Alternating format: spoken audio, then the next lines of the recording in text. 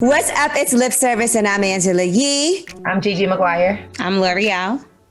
And you know it's time for Woman on Top. Y'all are going to love this one. Today we are doing a special Deli-on toast to Whitney Beatty and Ebony Anderson. They have created Josephine and Billy's. It's a speakeasy, a cannabis speakeasy by and for women of color. And guess who's invested in it? Jay-Z. It's the first of its kind in the United States. Yes, and Josephine and Billy's will offer a unique speakeasy-style cannabis retail concept.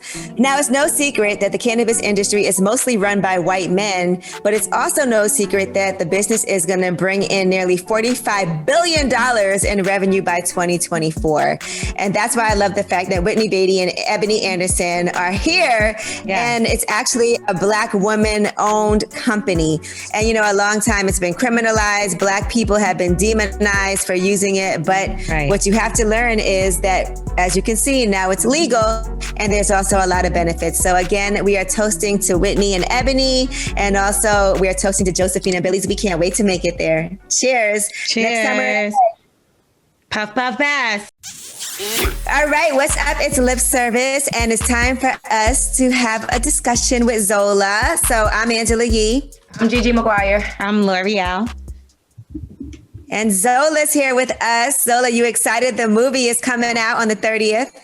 Yes, finally. I'm very excited. It's been 6 years too long. Has it been 6 years since you wrote the story? Yes, it's been 6 years. Wow, time flies. Yes. Mm-hmm. Now, some things that I want to talk about. So for people who don't know, this is all based off of a series of tweets back in 2015 that Zola did. She went on an adventure with a girl who she just met, a white girl, I might add. And they end up going to Tampa, right? Zola, you were a dancer, you know, part-time. You already had another job working as a waitress. That's how you guys met. And then you wanted to go make some money for the weekend. So this is all a true story, right? Yes. I mean, we fabricated a little bit. Like I said last night, we did, nobody got shot. Like, guns were waved, but nobody got shot in real life. And that was it. I mean, for dramatic effect also, you know, I don't want to give nothing away, but I was never assaulted or touched or, you know, preyed upon in that way. Just want to say for disclaimer, but everything else is true to experience, true to story. Were you really like holding your tongue that much? Because there was so many parts that I was like, girl, you are really strong to say nothing. Absolutely. I mean, I was the only outsider, right? Like, none of these people are my friends. They don't know me. I got to really listen to their conversations. They know each other for years. They lived together. This was their system. So once I realized I was the only outsider and I was the only one who had no friend, I had no protection. It's like, what do I say? I speak up and everybody's going to be against me. So, you know, my silence and me talking with my face that whole trip was actually me like saving myself. That's the only way I could express myself. Now, I was thinking about this, right? Gigi used to dance too. Yeah. She danced in Magic City and Atlanta. So I had some questions. So when you do go to other clubs, like out of town to make money, how do they advertise that? And that's more lucrative than being at home?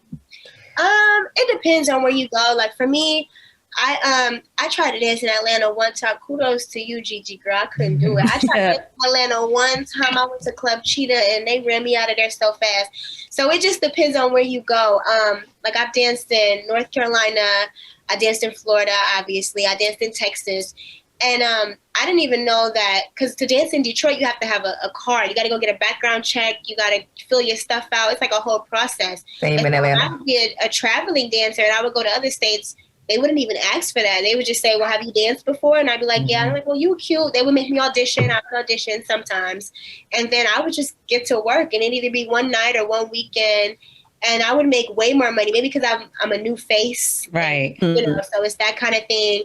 And I also danced at the white club sometimes because that worked in my favor. Being the only pretty Black girl in a white club, believe it or not, would work in my favor. So I would make way more money than I would at the club I work at 7 days a week at home. But would you go a little crazier knowing that like you're around people that you don't necessarily know? Because it's different when you're home, you know, shitting where you eat and all that. Absolutely. Oh, I was a lot, I'm gonna say I was bitchier out of town. I'd be like, no, this is the price. I don't play, I don't do this, because you're never gonna see me again tomorrow. Right. At home, I'd be a little nicer. You know, I'm fluctuating with the prices. When I be out of town, it's like cut and dry. And I was way cuter. My face was beat. I would get a professional makeup artist and shit. How did the other girls treat you when you came onto their turf? I kept to myself. So, you know, it was different for me. And I would work at big clubs, so they would get that kind of all the time. But just in working in the club environment and in the sex world, period, you know, people have their territory, so to speak, like you said. And so I would know, because I had already been dancing since 18.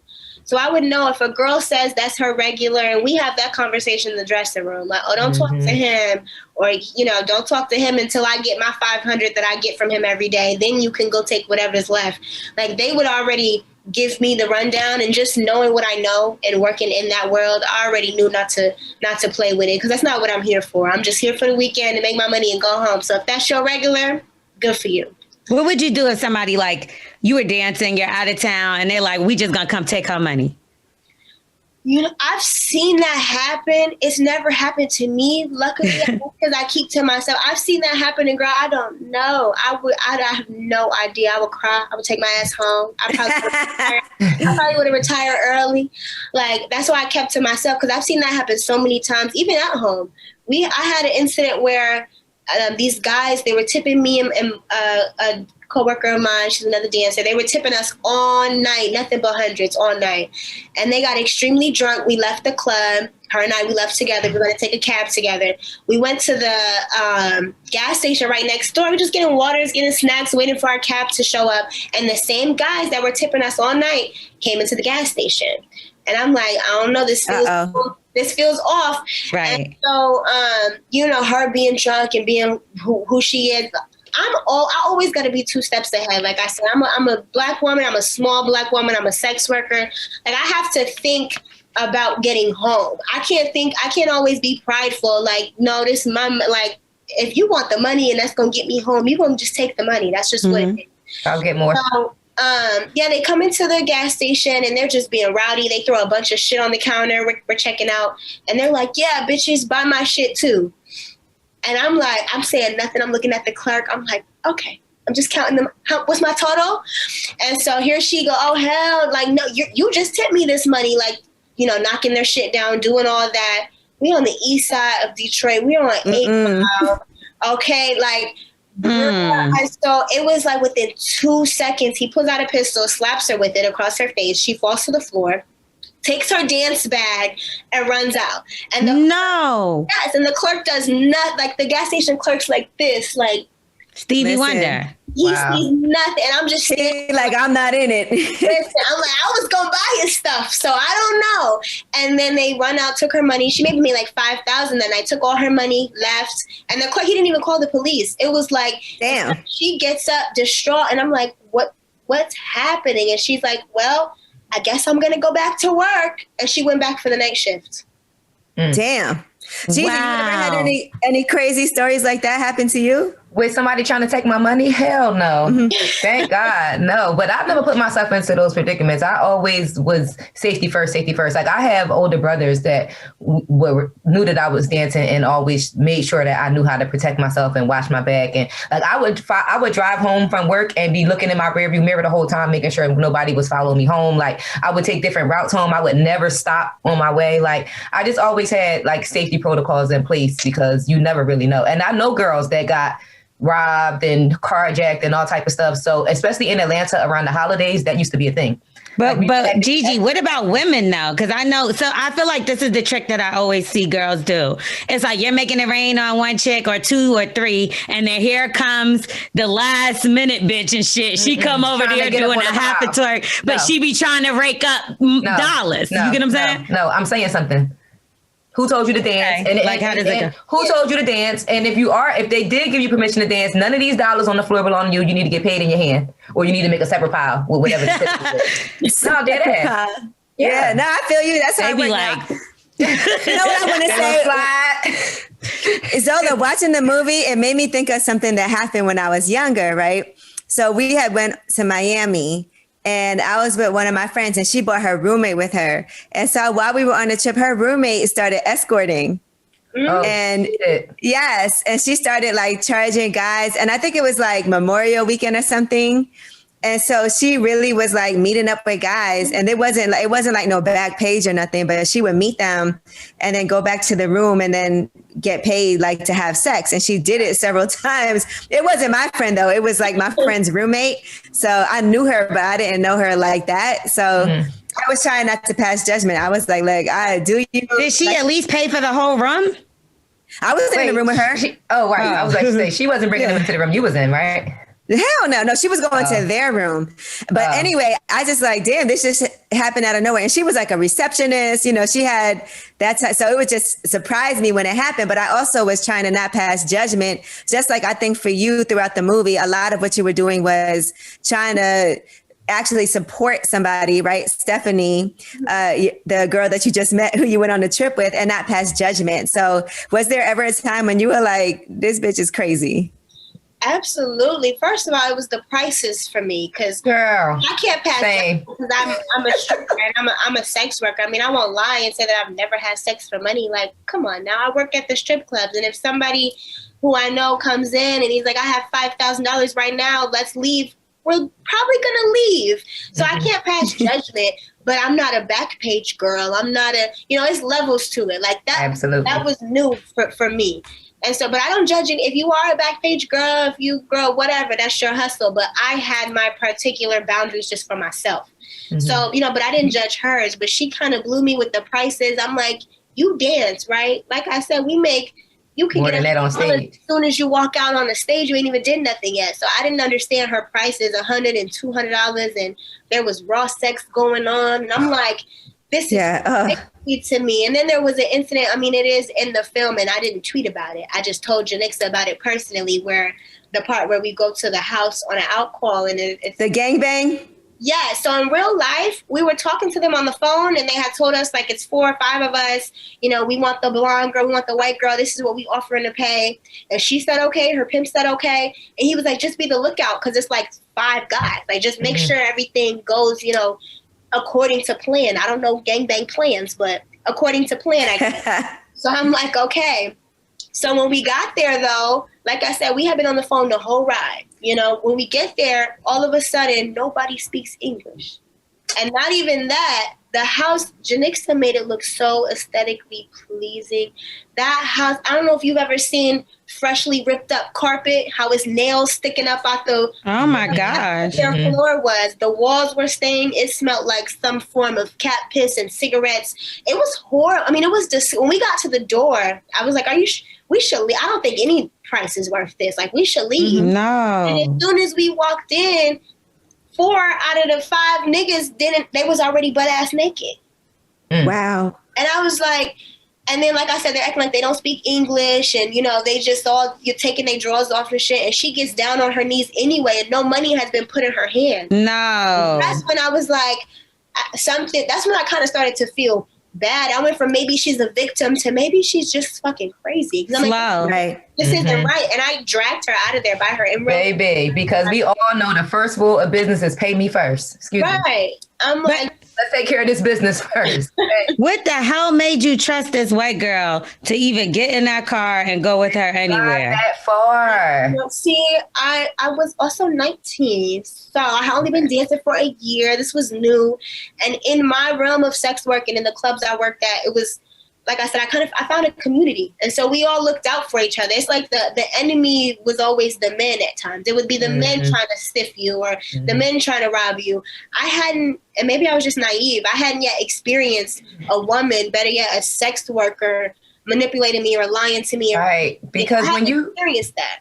When they pulled up in front of your door to get you and you saw that it was a guy in the car and her boyfriend, like that didn't make you second guess, like, what am I getting myself involved in? Like, did you ask questions about who these people were? Or she told me that it was her boyfriend and a roommate, but that's all she told me before they pulled up. So I didn't know to what extent.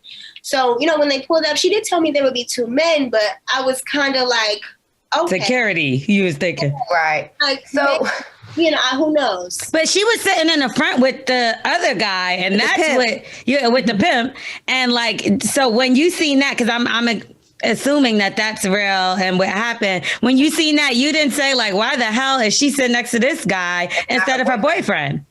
Well, that was her roommate, right? Did she say? That was her roommate, and that was Yeah, but the boyfriend should be sitting next to her, right? right. That's what I mean. I didn't even analyze You didn't think about that shit. his car, and you know, he's the roommate, and he's the one driving, and she's the lady. I don't know. Ladies want to sit in the front. I wasn't thinking about it like, why you not with your man? Right.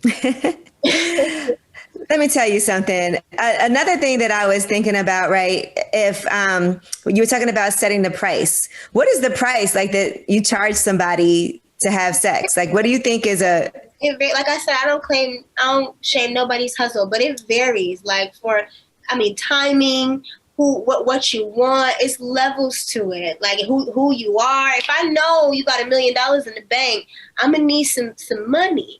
But if we just at the club and you in the VIP room and you only got about 5 to 10 minutes, sir, I'll take $500 to $600 if that's what my 5 minutes is going to be worth. And so, but that's like the bare minimum. So $100 and $200. That's nothing. But some people think that, or some people will argue that we all are like doing an exchange when it comes to sex, right? Because we've heard people say that, like all women, you get them gifts, you buy them dinner, you do all those things to have sex. So is there any difference? And then they'll shame you for you didn't even get anything out of him, right? And you just had sex with him basically for free. It's like you can't win. Situation, you paying to bypass all that. You ain't gotta let me meet your mom. We ain't gotta go on no date. So I want all the money that I would get on all them dates in my hand. Right now, you're gonna get let's speed up the process and let's get to the end. So how do you tell him? How do you tell him that like I'm not fucking you until I get this money? See, it's like an unwritten rule. I mean, they're gonna do what you allow them to do, and they're gonna offer usually. Right? They're gonna say, offer like I got such and such amount for you. I have $500 for you. Can we? And at that point, you can negotiate or you can take it. But that conversation should have already happened. And if it didn't, I mean, they'll let it linger for as long as you do. I've been in situations where they will never bring up price, but then don't do anything. I mean, I don't know how. You gotta be off top. So then you'll say something. You'll be like, well, you know, it's gonna be. Like, well, we can do whatever's on your mind for.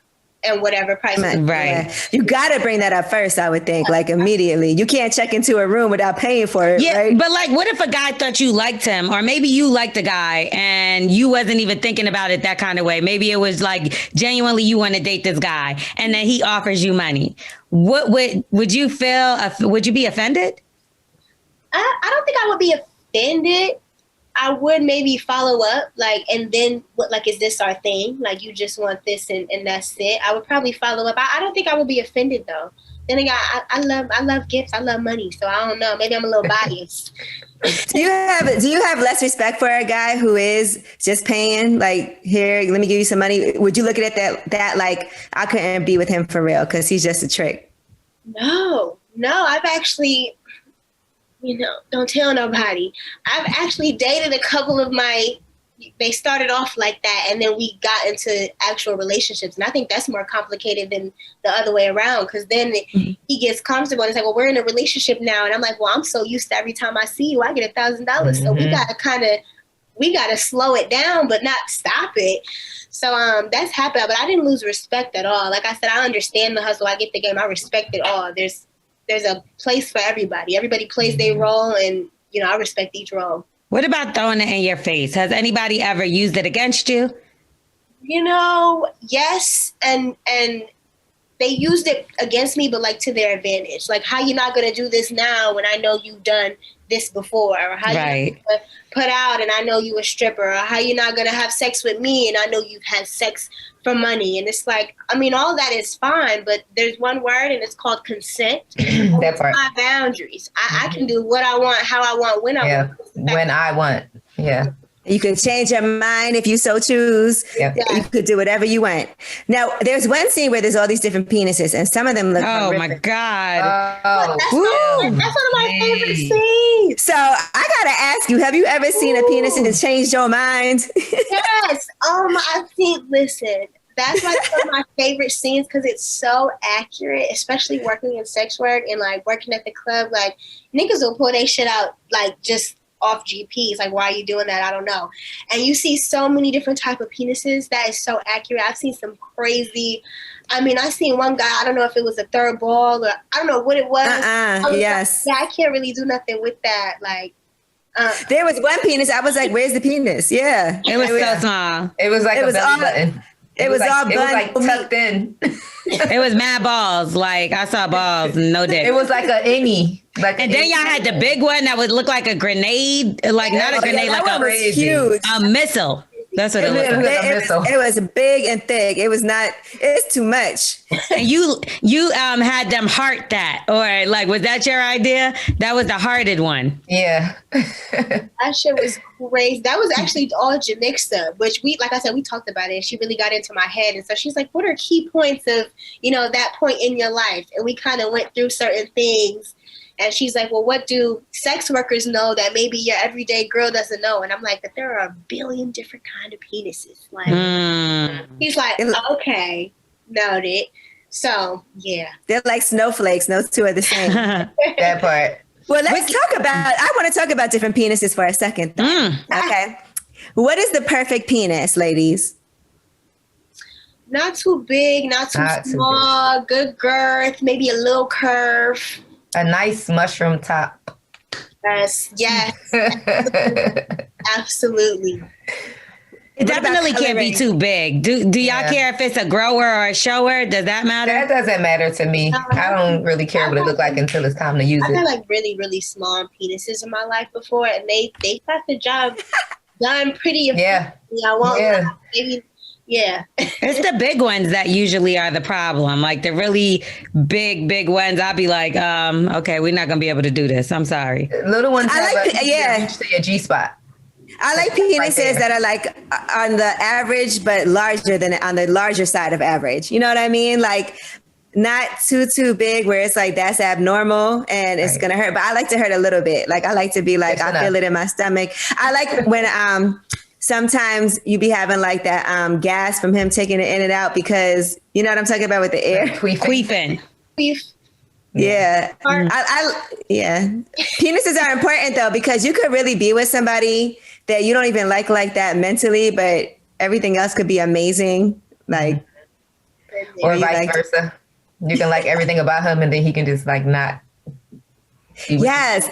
That's what's worse, you think? A guy with the perfect penis, but you don't really like him like that, or a guy that has the worst penis, but he's perfect in every other way? It depends on your intentions. Like if you want this man to be in your life or you want to just have fun with him. If you want to just have fun with him, then it don't matter if you like him as long as the dick good. But if you want him in your life, then yeah.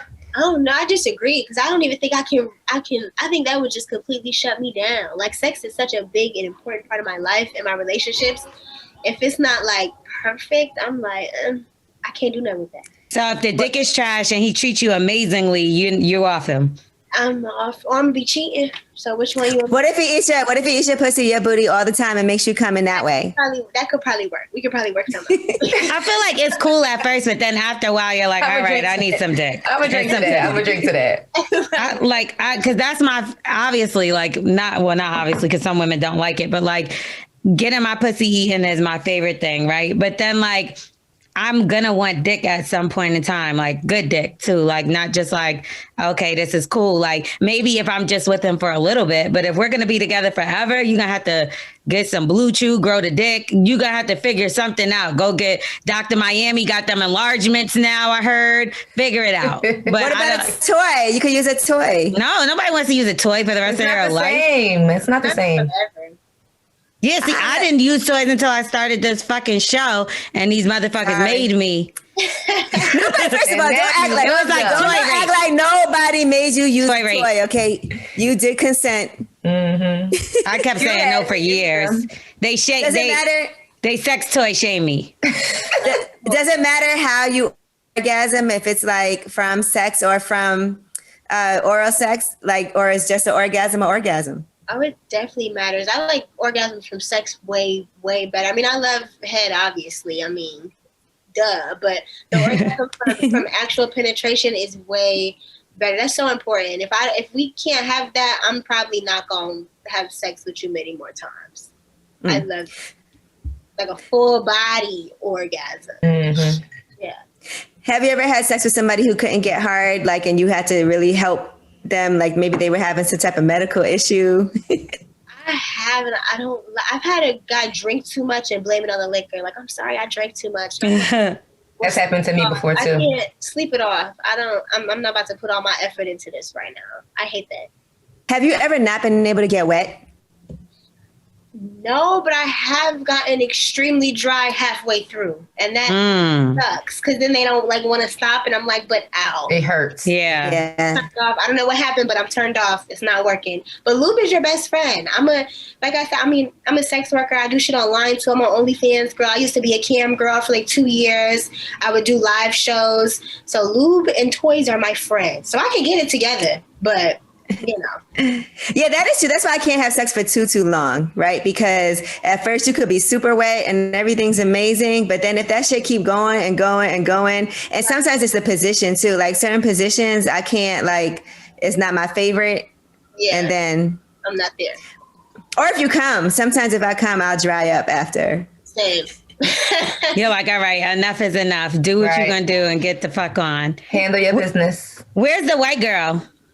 I haven't talked to her. Back in when everything like went viral, the story itself, before the movie was even in production, she sued me for defamation of character. She said I outed her as a sex worker. That's a lie. You're on Backpage. Right. Essentially. Girl. But she said I outed her and she blamed losing custody of her daughter on me. She said since I outed her as a sex worker, her parents took her daughter. It doesn't work like that. Grandparents don't even have rights in Michigan. Stop it. Yeah. So court, and that didn't go anywhere. But she kind of fucked up because at court she signed the document that said whatever I do with this experience, whether I mention her or not, has nothing to do with her any longer after this court date. And she agreed. So now you have rights to make this movie. And it is what it is. And so I have that'll be in stores June. I hear through word of mouth she's upset and she feels like I'm glamorizing her trauma, which is crazy to me. Oh my God. You was the one that went through trauma. That's not. She kidnapped you, but exactly. Kinda. Yes. She's a victim. I thought she was. She strip napped you. Victim. So she got married. She got divorced. She had like 3 more babies. She living her life. Did she get married to the guy and the boyfriend? No, he's married, but to someone else. He has kids. He has a whole family. Lord. Listen, I've been on a whole lot of stripper trips in my career, and I've never been on a stripper trip with a girl and her pimp. I've met girls that had pimps, right? And I just thank God that I've never been in a situation where somebody tried to pimp me. But me watching the movie, having this life, it's very similar as, being a former dancer. I just thought about the countless times that I traveled and, it was always an adventure, but girl, this is the adventure of all adventures. It was crazy. It was crazy. I can't wait to watch it again. Like, I want to watch it again. But what gave you the idea to even write it on Twitter like this? Because you're the first person that I seen. I don't know if other people have done this, but you were the first person that I seen that actually broke down a story when there was only 120 characters. Back then, Twitter was like a diary. Yeah. But we told everything to Twitter in the early 2000s. Right. But what made you do, because that went viral immediately. Yeah. What made you just decide to tell your story there on Twitter? I always did that. Like before Twitter, I had a blog and I used to post everything on my blog. And then Twitter became a thing and everybody kind of ran over there. Mm-hmm. So I would always share my experiences on Twitter. And so when that day happened, I was actually just like scrolling on my phone. You know how Facebook gives you memories? I came across a memory of our picture. And I was like, I'm about to tell Twitter about this bitch. Like, I'm about to get into this. And so I just kind of started tweeting. And like you said, at that time, it was only 120 characters. Mm-hmm. So that's what made me, I wasn't really looking for an audience. I was just trying to get my story out. But with that type of limited space, I knew every tweet had to say something. I ain't even see a misspelled word, child. Like, you was on it. I'm not going to lie. And I only get 120 characters and I had to tell this whole weekend. So I was just kind of working with what I had. And every tweet ended up saying something and meaning something, and threads weren't even a thing. So if you think about it, it was these individual tweets popping up on people's timeline, and then they would have to come to my page and scroll see it all. And we all did. And trust and believe. And by the way, Zola has a book of those tweets. So in case you don't want to have to go on Twitter, there's also a book. It's really cute. So you can read all the tweets and see it as it happens. So and of course, watch and support the movie. Zola, we got to ask you right now, what's your relationship status? I'm single. I am single and ready to mingle, girl. What a good time to be single. Mm-hmm. Perfect timing. Right. And by the way, she's in Atlanta, guys. So, you know. Oh, we're in Atlanta. I'm never leaving Atlanta. I love Atlanta. We going out tonight. You got to link up if you're not doing something. Okay. I'm sure you're pretty busy because you got the movie coming out. Yeah, she's in New York right now, right? Okay. Friday, I'm back in Atlanta. Okay, so link up. We outside. It's y'all never went inside. Let's be clear. No, I did. Gigi's been outside the whole time. I've been outside, and we outside this weekend because it's the fight. And I'm going to LA, but we'll figure it out. We're going to link up with you regardless. The movie is amazing, incredible. Congratulations. Did you have any role in picking the cast? No, with that, I kind of, like I said, when I first got in contact with Janixa, she really got into my head and wanted to know, my kind of view for it.